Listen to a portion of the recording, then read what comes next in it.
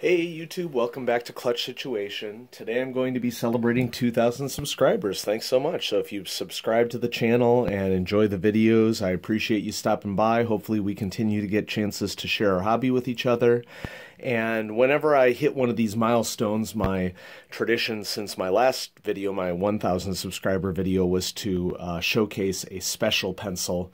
And today I'm going to be showcasing a pencil that I had my eye on for a long time, and I was waiting to purchase, and then I noticed that they came out with a new variant of that pencil, and specifically I'm going to be reviewing the Monteverde Tool pencil today. And you may not recognize this Monteverde Tool pencil because this is a new variant of the Monteverde Tool pencil. And before I dive into the review and what's unique about this new pencil that just hit the market, I want to point out that today I'm going to be using Rhodia Ice for my paper. When I was in Kansas City, I had recently posted a video about the pen shop that I had gone to at Crown Center in Kansas City, and I purchased this Rhodia Ice notebook because I did not know that Rhodia paper came in white covers. So I definitely prefer this to the blaze orange or black variants of the Rhodia colors, and so I went with it. And so I'm going to go ahead and open the notebook up and use this as my canvas for this pencil. So some of you may be familiar with the Monteverde Tool pencil. It comes in a variety of colors. It also comes in a variety of writing utensil types. It comes in a ballpoint pen, a rollerball pen, a fountain pen, and of course this is Clutch Situation, so you are looking at the pencil. Now, it's called the tool pencil because in addition to being a writing instrument, it also comes with a bunch of tools that you can use with the pencil. And I'm going to speak in this review about things that I like and things that I don't like about the Monteverde Tool pencil, but this version of it in particular is interesting. This is one of two metal series that they just came out with. So this is the Monteverde Tool pencil in copper, and they also came out with it in brass. And you know, how many mechanical pencils do you see that are made out of copper? Not many. And so of course this is one that I definitely wanted to add to my collection. And so how does it work? What are the features? Well, first thing that I want to point out is that the Monteverde Tool pencil, Monteverde is a California-based company, and they've been making writing instruments for a little while, and this is what I would consider to be, you know, one of their primary products, the Tool pencil. It's sold in at a lot of different locations. I got this one in particular from Pen Chalet, an online pen store. That's one of the more reasonable prices that I was able to find of it, especially for this copper series. And I think I paid $37 including shipping for it, but retail on the pencil is $40. And so what are the features that you get with the Monteverde Tool pencil? Well, I'm going to run down some of the features, many of which make sense, and some of which actually, in my opinion, don't make any sense. And I'll illustrate why to you for this in a second. And so first things first, in case you're curious about the clutch mechanism, it is a twist mechanism. And so if you hold this knurled portion right here and twist the pencil, you'll get your lead. Okay, so this is the Monteverde Tool pencil. The pencil comes in 0.9 millimeter, and I have loaded this fresh with Einstein 2B lead, so I get a really thick, dark line with it that I really enjoy. In addition to the writing instrument, you have a couple of key features. Of course, this is a writing instrument, so we want a pocket clip. It's a great pocket clip. And then this is where you really start getting into the unique aspects of this. Now, most of these Monteverde Tool writing instruments have a level that is located within the barrel. Because the mechanism, the twist mechanism, and the lead chamber and the eraser take up the bulk of the internals of the pencil, they didn't have room for the level. And so unfortunately you have to compromise the level on the tool writing instrument if you have the pencil variant of that. But the rest of the tools are as follows. You have a stylus at the very end. Tap, tap, taparoo. I'm tapping on the screen. That's me using the stylus right there. Okay, and then if you unscrew the top portion, normally you would expect to see an eraser here, but what you have is a flathead screwdriver, and then you can take it out, if I can get it out. Come on. Wow, that does not want... Okay, there we go. Got it out. And you can turn it around, and you have a Phillips head screwdriver, and I'm not exactly sure what size these are. I want to say that they are probably 0 or maybe 00 screwdrivers. You may not be able to see it on the video. Let me see if I can focus in here, but the threading on that unscrew mechanism is a very fine metal threading, really high quality, and so that's something that we like to see for a writing instrument. And so there are some of the tool features. Screw that back on. To access the eraser, it's actually a little bit different than what you might expect. Rather than unscrewing the barrel, you just pull, and it's sort of a friction mechanism. So I'm going to pull, whoop, jostled the camera there, my apologies. Okay, so you just pull and everything comes apart. And so this is the mechanism right here. Let me see if I can unscrew here. Nope, that's just part of the screw mechanism there. Okay, and so we may not actually be able to look at how the actual mechanisms work. This is one of the standard screw mechanisms, but you can move this. You can see that there are little ridges here that when this is all connected together, these ridges are what is spinning the internal mechanism. So we have an eraser, not the best eraser in the bunch, and then this is the lead chamber. Since it's a screw mechanism, I think that you can store leads in here, but you need to, for a screw mechanism pencil, you need to turn it all the way. In this case, it would be clockwise. And then once you run out of lead, you're going to stick a piece of lead up in there, turn counterclockwise, and then once you get that last little bit, you press down to get it to dock in. And I'll talk about how I feel about that in a second. And so that's some other features in the internals of the pencil. You just put it back together like this. Now, there are a couple features here that, I'll be honest with you, look great on paper and completely fail in execution. And I want to demonstrate that to you as best I can right now. So printed on the surface of the pencil itself, and this is going to be a little difficult to see. I have two lights shining on this video, but let's actually go to this side first. So we have an inches scale. Okay, sure, great, makes sense. Okay, let's get a measuring tool in here, right? And then we have a 1/100th scale, and so on a 1/100th scale, every centimeter is equal to a centimeter. It's an actual centimeter, and it's equivalent to, when you're measuring this on architectural plans, 1 centimeter would be equal to 1 meter. Okay, it's a direct comparison.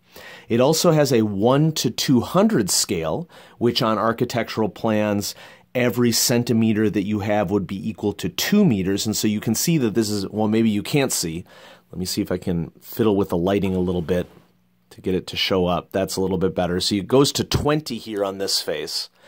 And so that means that for every 10 centimeters would be equal to 20 meters on your architectural plan. And then finally, you got to turn it over again. We have a 1/300 scale, and on a 1/300 scale, every centimeter is equal to 3 meters. So 10 centimeters, you can see that it is labeled as 30 at the end of this scale. Wow, that sounds great. We have all these scales for measurement on our pencil. And so why shouldn't we be excited about this? Well, here's why we can't really be excited about this, and this is an example of something that looks great on paper. If I want to measure with this scale with a hexagonal barrel, how am I actually going to do that? Okay, so here's my 1/100 scale, a standard centimeter scale that goes to 10 centimeters on this pencil. If I want to take this, like let's say that I have a line from here to here that I want to measure. Okay. So here's my centimeter scale. I want to know how many centimeters that is. How am I actually going to do that and make it easy for it to see? I mean, the surface that is doing the measuring is actually underneath my fingertip right here. Okay? And so I have to put my face all the way down close to the paper and then sort of see where it's lining up. That is not practical. Why would I not just use a clear ruler for that? Or another alternative would be that it would have to be near the edge of the paper, and I'd lift the paper up and put the paper up to the scale in order to be able to measure it. That's not always going to be practical, because if something's in the middle of the page, how am I going to do that? And so, bless your heart if you design this, but it's not practical. It looks great on paper, but there's no way to do this. The pocket clip is definitely going to get in the way of measuring anything with certain scales. Okay, so I can get this down here and I can measure with the inches scale. If I go over here and want to measure with the 1 to 300 scale, the pocket clip prevents me from being able to do that, and I can't figure out any way to move the pocket clip. And so this is really great on paper, but in practice, it just doesn't make any sense. As a scientist, this is not how I use tools. And I don't know what happened with this, if this is someone who's really great at, you know, making a writing utensil, but then it's like, let's throw some features on here and people will love it. I mean, I can't imagine as a scientist ever getting much use out of these scales because there are limitations to the design of the shape of the pencil that prevent me from being able to do that.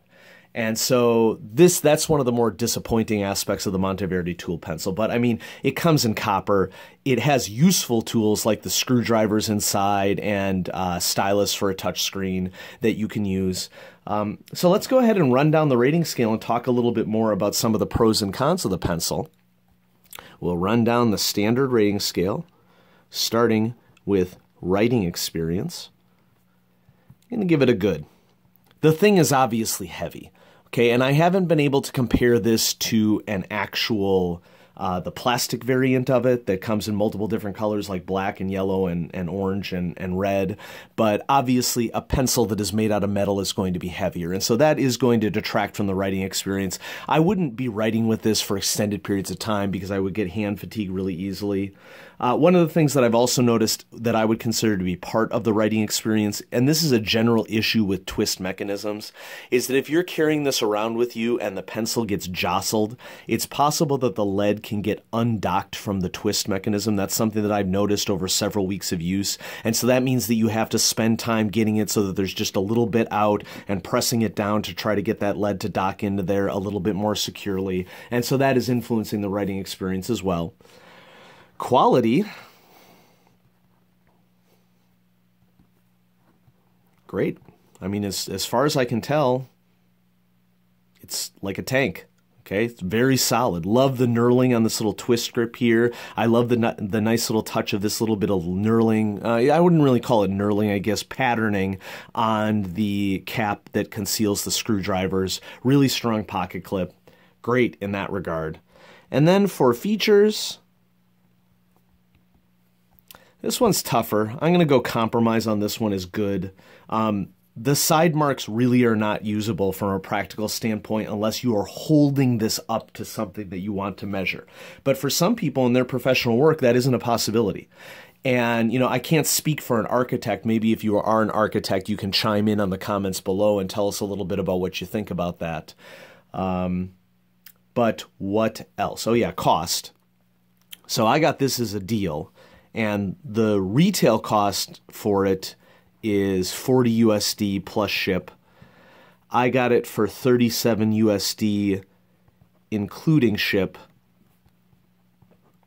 at penchalet.com. Definitely glad that it's part of my collection. As a scientist too, the fact that I talk about transition metals like copper all the time in my class, you know, this is something that I didn't have it in time for our metal properties section this year in my course, but I'll definitely bring it out for those days a little later on so that I can stick to theme. And so, great writing instrument that I'd love for you to check out, and I'm happy to showcase on the channel. It's not going to enter the top 10. It's kind of borderline for my honorable mentions as well. I got to think about it for honorable mentions a little bit because it has some really cool and interesting features.